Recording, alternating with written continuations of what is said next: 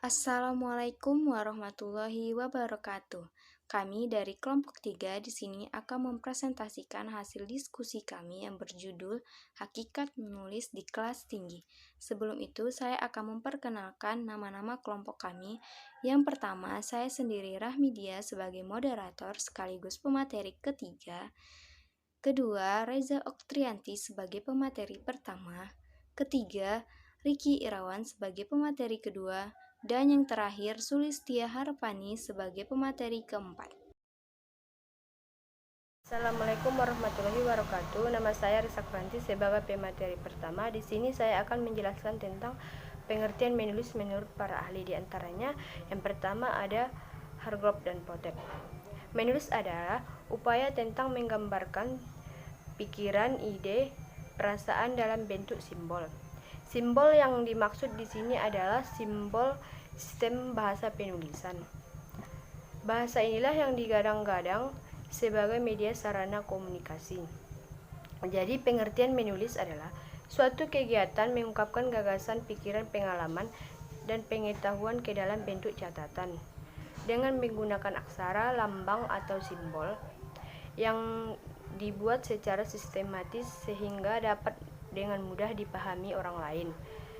Menulis merupakan kegiatan yang kompleks mencakup pada gerakan jari, tangan, lengan secara terintegrasi. Pembelajaran menulis di kelas tinggi diarahkan pada kegiatan menulis lanjutan. Menulis lanjutan adalah pengembangan dari menulis permulaan. Dalam kegiatan menulis lanjutan, siswa diharapkan mampu mengembangkan kemampuan menulisnya dalam bentuk yang beragam. Jenis tulisan yang bisa dikembangkan pada kegiatan menulis lanjutan ini adalah menulis seperti pantun, puisi, surat, dan prosa. Pengembangan kemampuan menulis di sekolah dasar banyak tergantung kepada kreativitas seorang guru. Oleh karena itu, guru harus membekali dirinya dengan kemampuan menulis. Guru juga dituntut untuk mampu memilih metode yang sesuai sehingga dapat merangsang kreativitas siswa. Latihan yang intensif dan terarah akan dapat membimbing siswa memiliki kemampuan menulis sesuai dengan kemampuan menulis yang dicapai. Dalam hal ini, hendaknya setiap guru menyadari bahwa pembelajaran menulis tidak ditekankan pada pengetahuan kebahasaan, tetapi bagaimana menerangkan pengetahuan tersebut. Tujuan menulis. Yang pertama, menginformasikan segala sesuatu, baik itu fakta, data, peristiwa, termasuk pendapat dan pandangan terhadap fakta-fakta, data, dan peristiwa, agar halayak pembaca memperoleh pengetahuan dan pemahaman baru tentang berbagai hal yang terjadi di muka bumi. Yang kedua, membujuk melalui tulisan seorang penulis, mengharapkan pula pembaca dapat memahami dan menentukan sikap apakah menyetujui atau mendukung yang dikemukakan oleh penulis, harus mampu membentuk dan meyakinkan pembaca dengan menggunakan gaya bahasa yang persesif. Yang ketiga, mendidik. Salah satu tujuan dari komunikasi melalui tulisan, melalui membaca hasil tulisan, wawasan pengetahuan seseorang akan terus bertambah, kecerdasan terus diasah, pada akhirnya akan menentukan perilaku seseorang. Orang-orang berpendidikan misalnya bersikap terbuka dan toleransi, sehingga mampu menghargai pendapat orang lain dan tentu saja cenderung lebih rasional. Yang keempat, menghibur tulisan-tulisan atau bacaan ringan yang khalayak dengan cerita anekdot atau cerita humor, pengalaman lucu, hingga menjadi penghibur untuk memastikan tidak ada unsur ketegangan.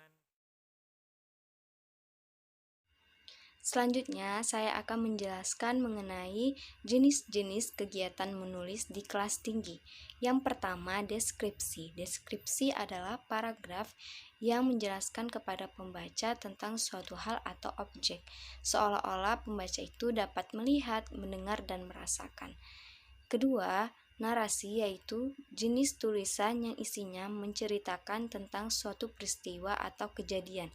Nah, di sini guru dapat memberikan tugas kepada siswa untuk membuat suatu karangan tentang pengalaman liburannya untuk bisa merangsang kreativitas mereka untuk membuat suatu paragraf narasi.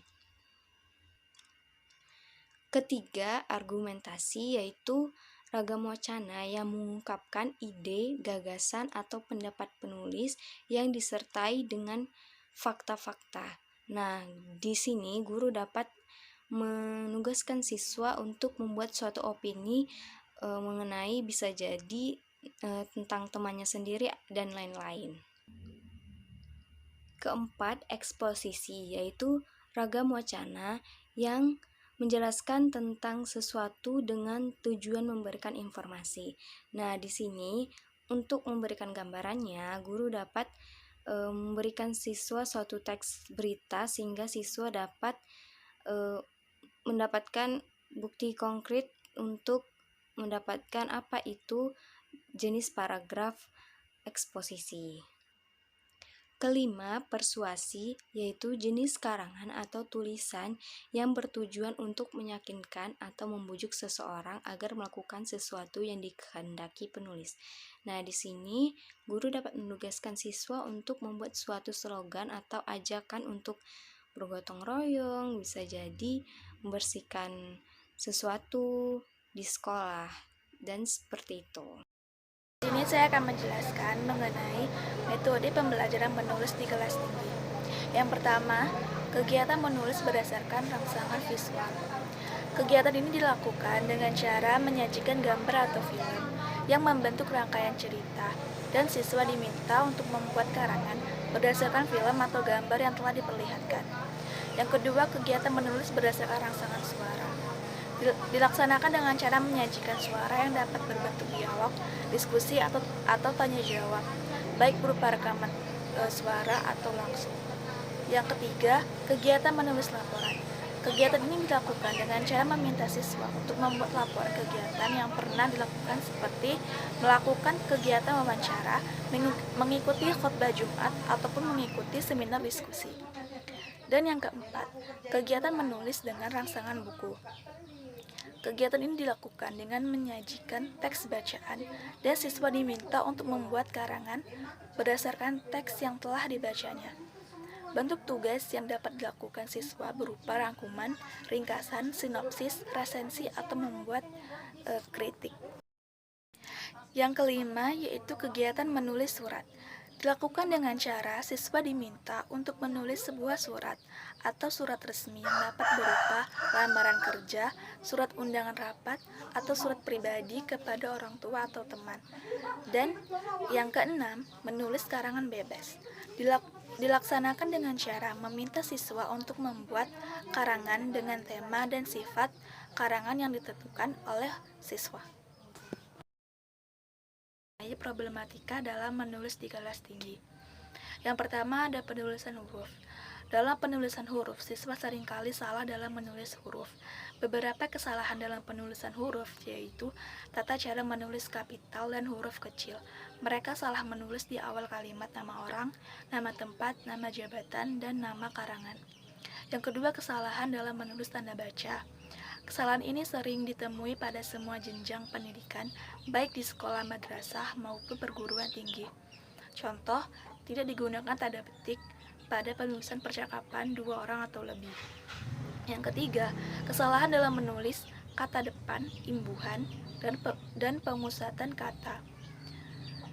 Yang keempat, penulisan kalimat ambigu.